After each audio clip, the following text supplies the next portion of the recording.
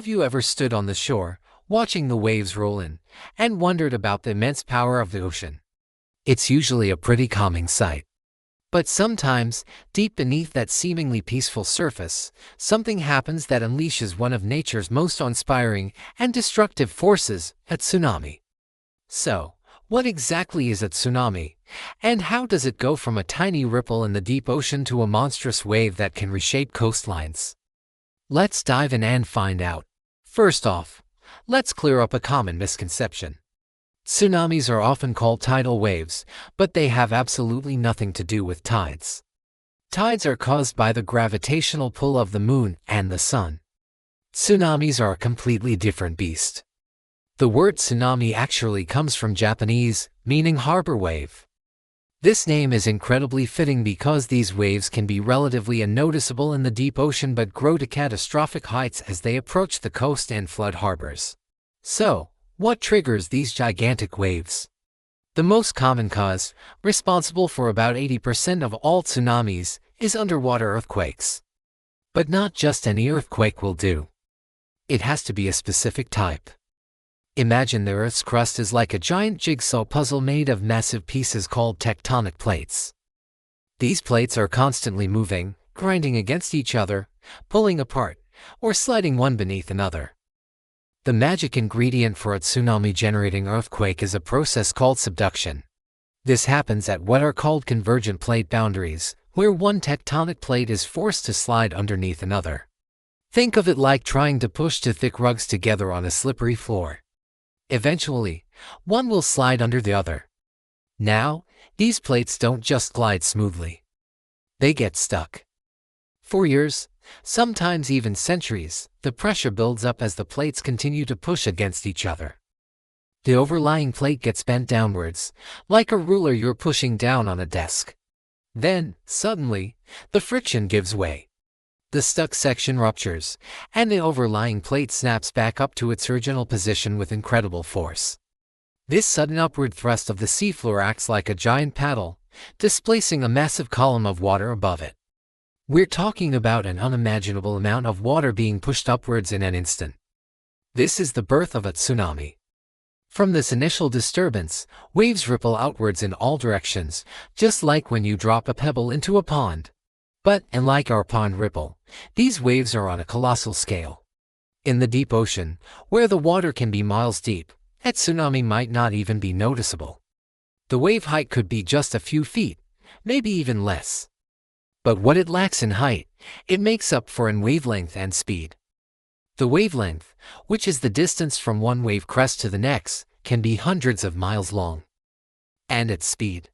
A tsunami can travel across the deep ocean at the speed of a jetliner. We're talking 500 miles per hour, or about 800 kilometers per hour. A passenger on a ship in the middle of the ocean might not even feel it pass underneath. The real danger begins when this super-fast, long-wavelength wave approaches land. As the ocean floor gets shallower near the coast, something dramatic happens. The bottom of the wave starts to drag against the seafloor. This friction slows the front of the wave down, but the back of the wave, still in deeper water, is traveling much faster. This causes the water to pile up. The wave's energy, which was spread throughout the deep water column, gets compressed into a much shallower space. As a result, the wave's speed decreases, but its height increases dramatically. This process is called shoaling. That tiny, 1-foot wave from the deep ocean can grow into a towering wall of water 30, 50, or even over 100 feet high as it hits the shore. It's a classic example of the conservation of energy. The energy has to go somewhere, and in this case, it goes into building a monster wave. One of the most deceptive and dangerous signs of an approaching tsunami is something called drawdown. Just before the first big wave hits, the water at the coastline might suddenly and rapidly recede, exposing the seafloor far beyond the normal low tide line.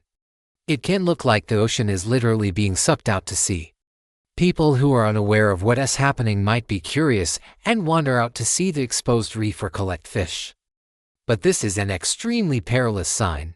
It means the trough of the tsunami wave has arrived first, and the crest, the massive wall of water, is right behind it, often just minutes away. When the tsunami finally makes landfall, it's not like a typical breaking wave you see at the beach. It's more like a rapidly rising tide or a fast-moving, turbulent flood. This wall of water, filled with debris like cars, trees, and parts of buildings, surges inland, often for miles, destroying everything in its path. And it's rarely just one wave. A tsunami is a series of waves, often called a wave train. The first wave may not even be the largest. Subsequent waves can arrive minutes or even hours apart, each one causing more destruction and flooding. This is why it's so critical to stay away from the coast until officials give the all-clear, even if the first wave seems to have passed. Now, while earthquakes are the primary culprits, they aren't the only cause. Large-scale underwater landslides can also displace a huge amount of water and trigger a tsunami. This can happen on the steep slopes of underwater continental shelves around volcanic islands. Sometimes, an earthquake can trigger one of these landslides, creating a double whammy. Volcanic eruptions are another major cause.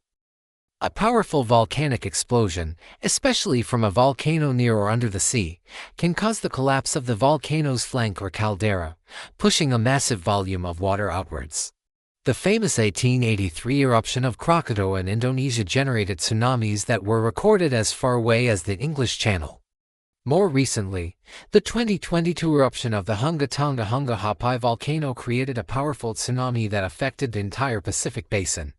Finally, though extremely rare, large meteorite impacts in the ocean could theoretically generate unimaginably massive tsunamis, far larger than any we've seen in human history. Fortunately, we haven't had to deal with one of those. So, how do we protect ourselves?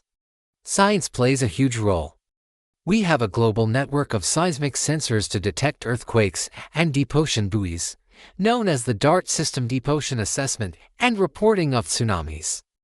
These buoys can detect the tiny pressure changes caused by a passing tsunami wave in the deep ocean.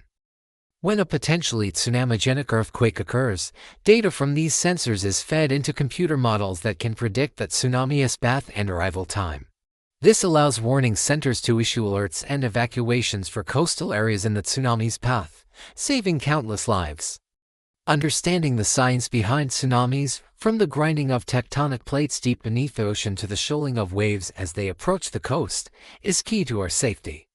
It allows us to build better warning systems, educate coastal communities, and respect the incredible power of our planet.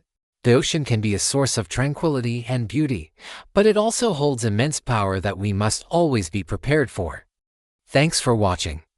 If you found this journey into the science of tsunamis fascinating, don't forget to like this video, subscribe to the channel, and hit that notification bell, so you don't miss our next deep dive into the wonders of our world. Stay curious.